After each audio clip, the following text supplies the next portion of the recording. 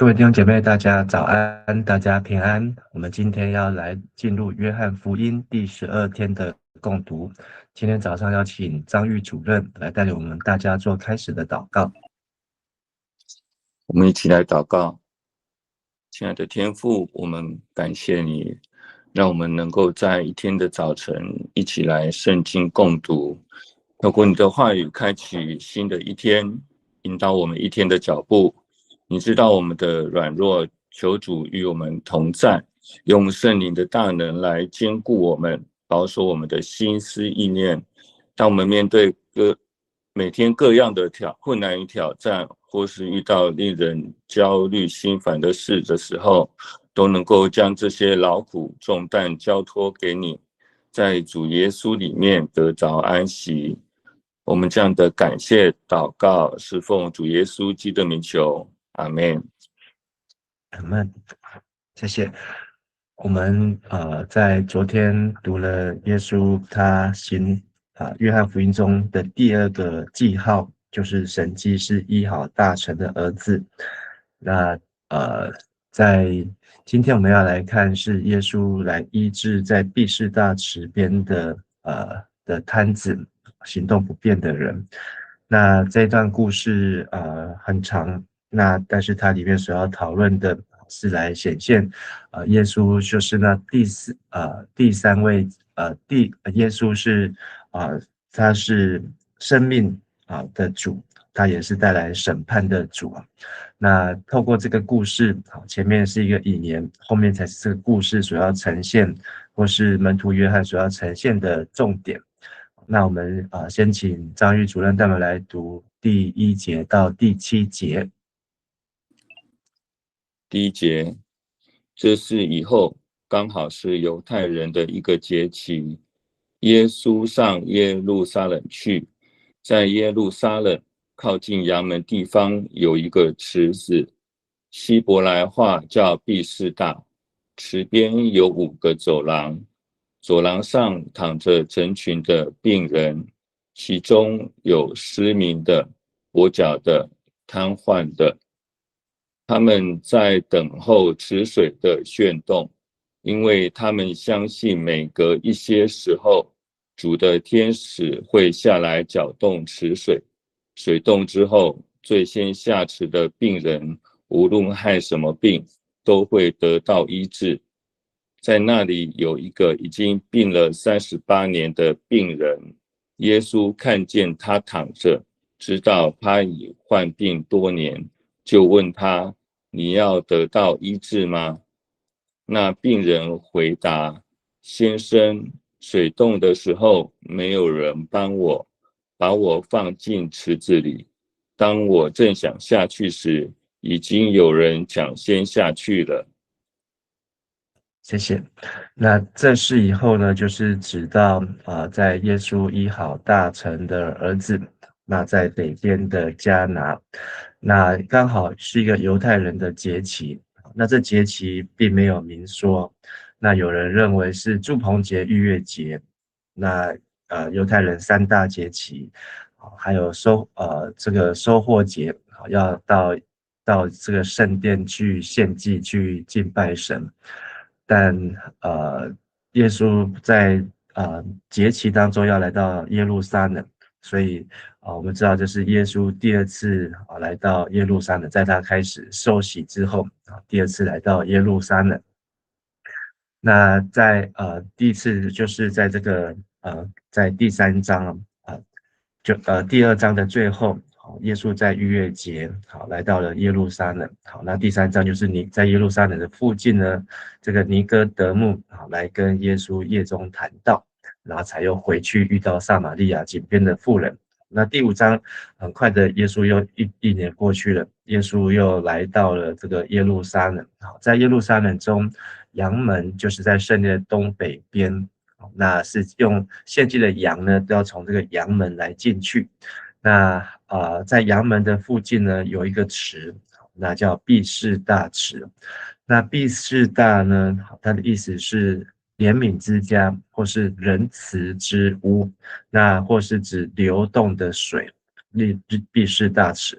那这个池呢是一个人工的蓄水池，今天已经没有在了，但是在考古的当中呢，大概可以看出当时的规模，大约长就有接近100公尺，那一边的宽呢是将近67，另外一边的宽呢是50，所以它是有点像梯形，就是不是一个长方形。那在这个是一个人造的一个池子。好，那在约翰福音当中也记载说，旁边有5个廊柱啊。好，在池的旁边有5个走廊。好，那所以这个走廊呢，好，它是指说它像是一个日这个字，像日头的日的这个字的形状。好，这样就是有5画，好，有5个走廊，所以表示说这个池子呢被分为上下好两半，上下两半。那有一个害病的人，好，那指他血气枯干，就是萎缩枯萎或是瘫痪了。所以这一个病人呢，他可能不是天生的，那这个天生他是后天的疾病，以至于呢他造成他瘫痪、瘸腿或是行动不便，那以至于他来到这个池做什么？那我们从这个池来看呢，从这个经文来看，就是这个池子呢，是要来使这些的病人能够得到医治用的。那从这个年代来看呢，这是毕士大池，就是在耶稣传道的第2年。好，那这第2年呢，是在大概过节的时候呢，逾越节的时候，耶稣又来到了这个耶路撒冷。但这个事件呢，比较大的差别呢，就是第5章呈现的，耶稣从这个事件之后呢，就开始明显的受到迫害。那前面耶稣呢一直在隐藏他的身份，说我的时候还没有到，耶稣是暗暗的，然后在传道。但是呢，这时候呢，耶稣在耶路撒冷的名声越来越传开，甚至在公然的成为耶路撒冷公会的这个头敌哦。那在马可福音第3章呢，大概也记载耶稣医好一个手枯干的人。好，那在那个手枯干的人手好了之后呢，耶稣就被希律党的人还有法利赛人商议要怎么样来除掉耶稣受到迫害。有可能是同一个时期。那从这个地图来看，可以找出毕士大圣殿呢是在这个在靠近耶路撒冷城中间靠上方的地方。那它旁边就是安东尼亚堡。那这个圣殿出去的门呢，就是要献祭要进来的，是从北边的阳门进来。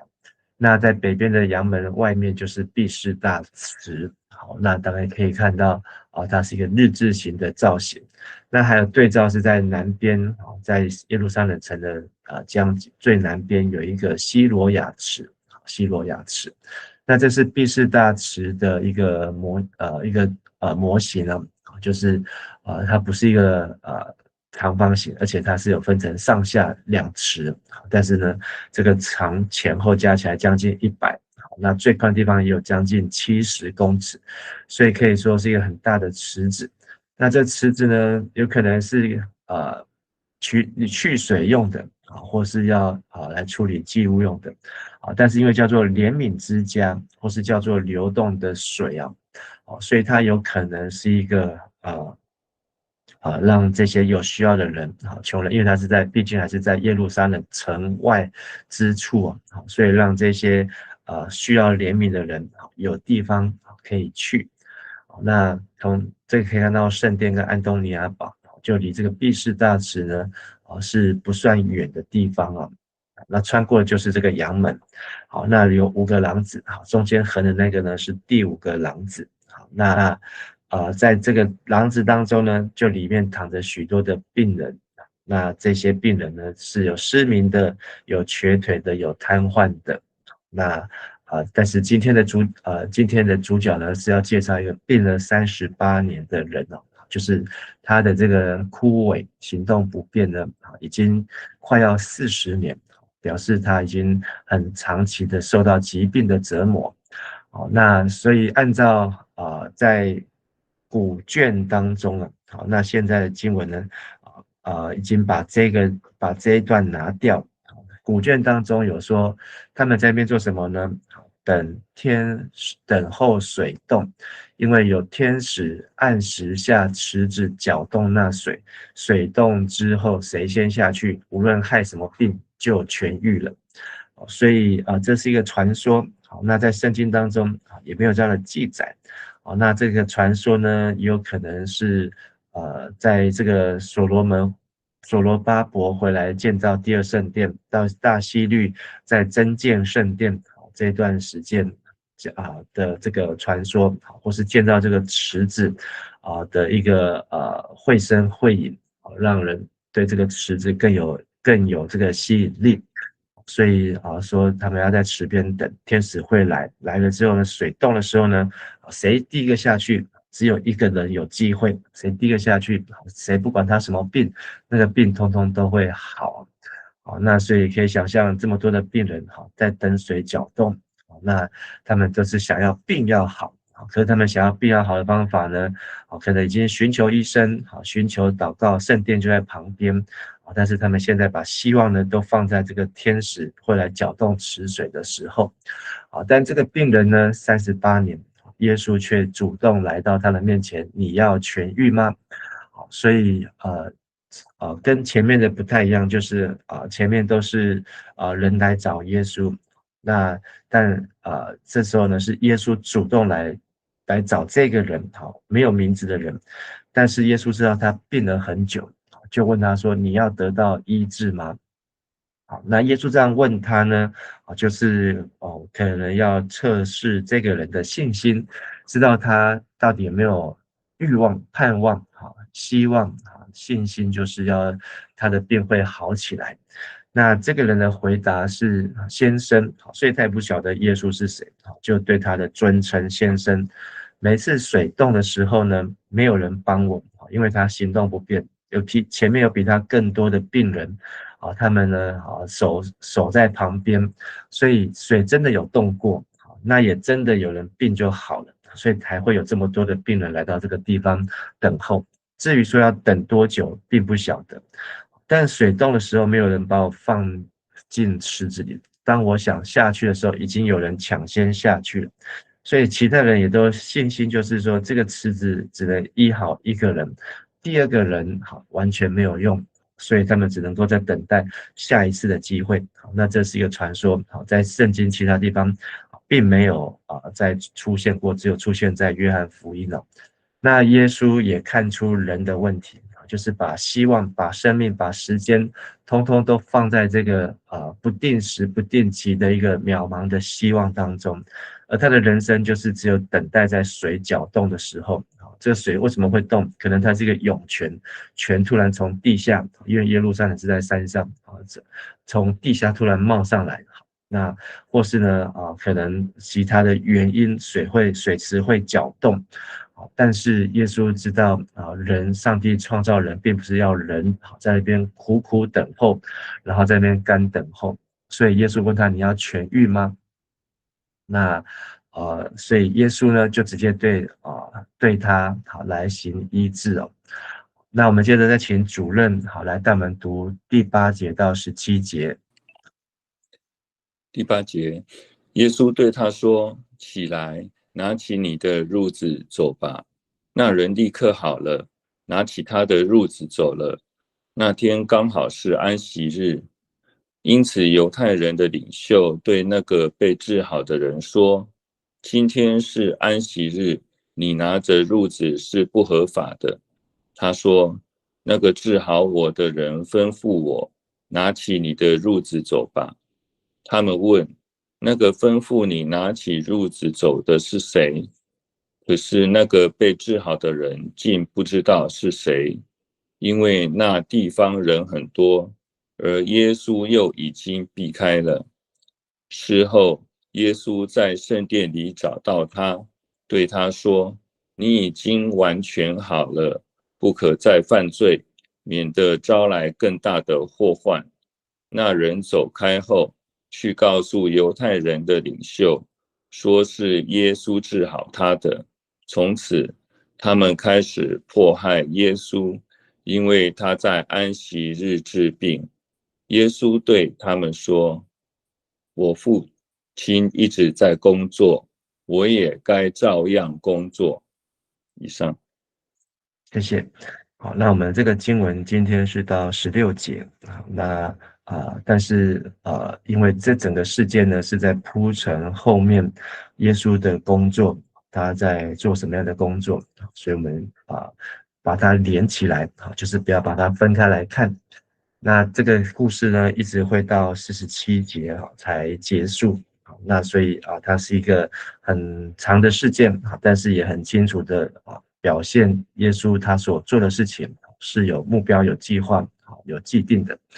那耶稣看见这个病人的无奈，他38年来的瘫痪，而且在这毕士大池呢，也不晓得已经待了多久。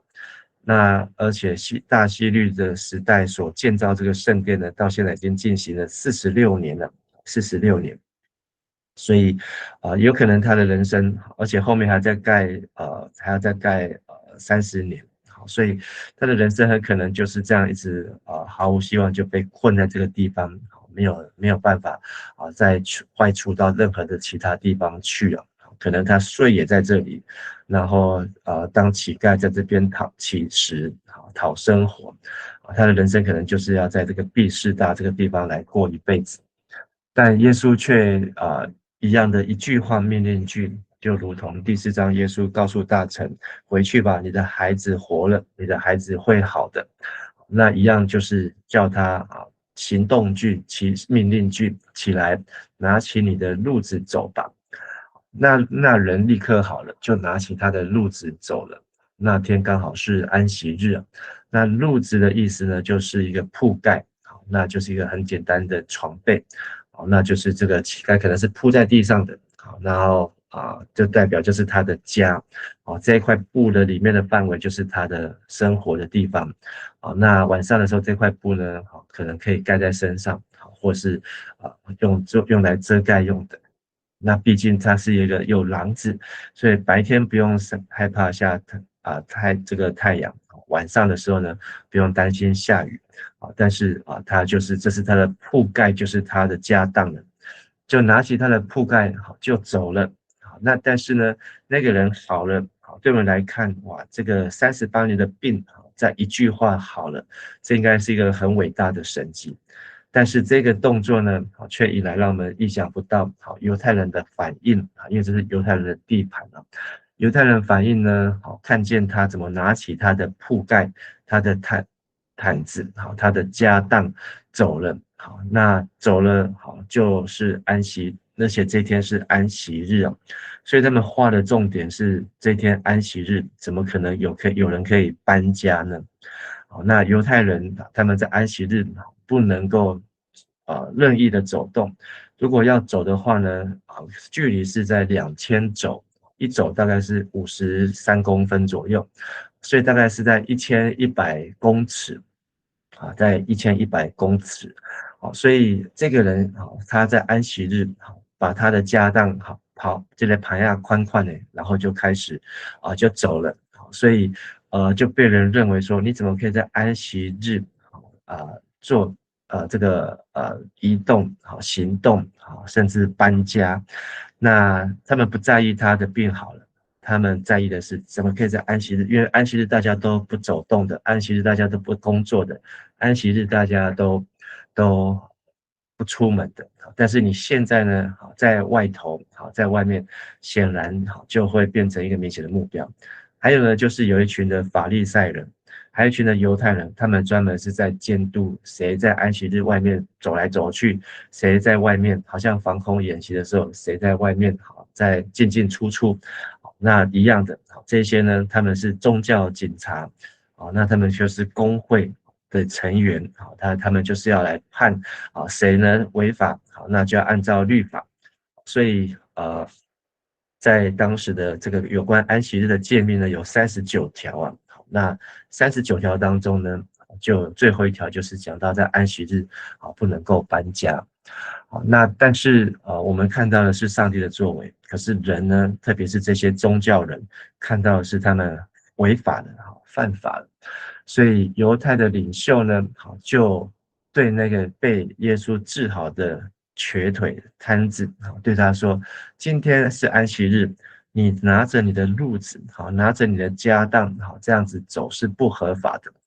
那他们又说，但是这个摊子呢，他也算是实话，不过我们前后文看起来呢，也可以看出他有一个这个狡辩的一个性格在，有一点狡辩的性格在。他说：那治好我的人吩咐我拿起你的褥子走吧。所以这个刚被医好的人呢，他应该要怎么样赞美神，要感谢神，荣耀神。他当了38年的，不管是乞丐或是病人，今天耶稣的一句话，让他病都好了，他终于可以回到正常人的生活。但现在他又马上陷入到另外一个尴尬，就是他触犯了宗教上的法令。那到底他该怎么面对？显然他的是把这个责任呢就推回去。有一个人叫我拿我的褥子走，那个人我也不知道是谁。确实那个人真的不知道他是谁。所以13节门徒约翰特别记载说，那被治好的人竟不知道是谁，因为那地方的人很多，而且耶稣又已经避开。所以从这几句话可以知道，耶稣在这个时候传道，他没有要公开，他医病，他行这些的神迹，他真的是怜悯这个人，他的状态可能是这当中非常可怜的，所以耶稣怜悯他，但是呢，耶稣没有想要暴露他自己的身份，但事后14节。耶稣在圣殿里又找到他，所以耶稣第二次回来找到他。所以第一次耶稣在毕士大池的第5个廊子，在那边遇见了他，告诉他你要痊愈吗？第二句话就是起来拿起你的褥子走吧。那就是叫他不要在这个地方，他的人生不要陷在这个地方。现在呢卡到了这个法利赛人的宗教的法律的问题。那耶稣又来主动找到他，那还对他说第3句话：你已经完全好了，不可再犯罪，免得招来更大的祸患。所以痊愈真的是完全好了，但是现在身体好了，可是他的灵命呢生病了，灵命生病了。可能耶稣是看到这个病人，他有一个很大的一个信心，相信天使，所以他花很长的时间在这边等待，他能够神能够让天使搅动池水来医治他。但现在呢，他因为这个宗教人士的这个质疑、逼迫、控告，然后说他干犯安息日，那他可能得罪了神，以至于呢，他又陷入到另外一个世界当中。但耶稣却告诉他说：你已经完全好了，不可再犯罪啊，免得招来更大的祸患。那有的人会认为说，犯罪这个罪呢，是指行为上的罪，所以这个瘸腿38年的人，他就是犯的罪，造成他38年的残废。那所以这个罪呢，可能就是做坏事啊，做什么，但是在约翰福音当中，并没有去指出他到底的罪是什么样的罪，所以我们也不要戴着这个审判的眼镜，说这个瘸腿这个疾病都跟犯罪有关哦。那他有可能是工作上面的受伤，他有可能是这个罪上面这个习惯上面、行为上面的不当。至于那个罪到底是什么，我们很容易就一下子就咬定这个人是什么罪啊。但不管是什么罪，我们都要记得罗马书所说的，世人都犯了罪，亏缺神的荣耀。所以我们不是只有看到别人的罪啊，当我们要看到别人的罪的时候呢，不要忘记我们自己眼中有梁木，我们自己也是有罪的罪人。我们想要用石头去丢人的时候呢，谁没有罪才有那个资格去审判别人，去用那个石头去丢别人呢？但耶稣告诉他说不要再犯罪，这件事情其实有很多值得我们可以思考的。那我们做一个回顾就是这个5个廊子呢，好，那也可以暗指着摩西5经，好，就是指着律法。抢先跳下去水池的呢，就是靠自己的力量来遵守律法，好，那就是因行为来称义啊。好，那我们会像那个38年的摊子一样，就是没有能力遵守律法而称义，但是耶稣呢，却赐下恩典。你想要痊愈吗？你想要得赦免？你想要得医治吗？所以我们不需要按照律法跳入水池，而是靠着信心相信生命的主，那叫因信称义哦。所以天使搅动池水，好，虽然这个传说并不会违背圣经，好，变成异端，好，因为天使也是神所差来的，好，也不是魔鬼，也不是邪灵，好，就好像上帝也会同样透过医生来医治病人，所以这都是借着外在外力，但是其源头呢，也是出于神。那源头出于神，所以这个真理就是律法没有办法救人，而是我们需要神的救恩。那神把他最直接的救恩，就是他的独生子耶稣差来，使我们能够因着耶稣得到拯救。所以不管我们的是病是罪，我们应该把我们的眼目信心放在神的身上，不是放在这些的方式方法地方，是这个神迹。所以只要神迹不要神，这是一个最大的讽刺啊。那所以犹太人却关心的是神要，他不在意是神要来医治病人，他们已经习惯了，这个习惯就是他们没有办法改过来，他们总是戴着宗教的眼镜，然后审判的心态，看到谁不对，就要定罪，因为他们一天到晚在做工作，就像是一个警察，就像是一个纠察队的队长，总是在廖北岸，在抓这些的犯人，所以他们只在意这个人怎么可以在安息日搬家呢？离开他的家当，但他们想要质问，是谁干的？谁叫你干的？现在他说他不晓得，可是他们还是穷追不舍。耶稣也后来告诉这个摊子，不要再犯罪，恐怕你遇到的更加厉害啊。但是呢，我们继续看这个经文就是这个人第二次遇见耶稣，他应该可以去跟随耶稣，可是他现在做的是什么呢？他现在呢却跑回去告诉犹太人说使他痊愈的是耶稣啊。所以呢，他到底站在哪一边？我们就可以从这一节就很明显的，他是站在犹太人这一边。那他病好了，他恢复正常的生活了，可是他没有跟着耶稣说：“耶稣，你是神的儿子，你是弥赛亚，你是受膏者，你是救主。”那他反而呢是跟着宗教人士，这个闻鸡起舞，跟着这些宗教人士，他去打耶稣的小报告，因为耶稣要避开，但是他要把耶稣暴露，所以可能在这个当中有做这样的铺陈。不过以神的计划来看，耶稣要上十字架是不可避免的。那这些对耶稣的迫害呢，就是让耶稣上十字架的各样的因素所组成的。所以这也是在神的旨意当中，所以我们也不用把这个人当成一个坏人，就是说这也如果就像我们这个犹大出卖耶稣，也是要应验圣经上面的话，所以我们也不用一直鞭尸犹大，认为这个犹大呢，他就是一个这个勤快，那就是要一直的咒诅他，因为这都是在神的设立，在神的治理当中。